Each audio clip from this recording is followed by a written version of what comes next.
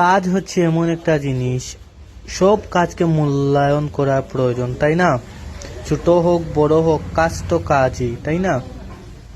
আপনি ধরেন বা মনে করেন আপনি একজন বড় বিজনেসম্যান, অথবা আপনি একজন বড় প্রতিষ্ঠাতা এবং প্রতিষ্ঠানের মালিক, অথবা বড় একটা পর্যায়ে কাজে আছেন, দেন ঠিক তেমনি আপনি চিন্তা করে দেখবেন যে একজন যদি মুসি না হয় বা একজন যদি কৃষক না হয়, তারও কাজ বড়, সেও কাজ করতেছে। ঠিক তেমনি আপনি যেরকম আপনার কাজকে গুরুত্ব দিচ্ছে, ওই কাজ একইভাবে একজন কৃষক ভাইও তার কাজেও শ্রম দিচ্ছে।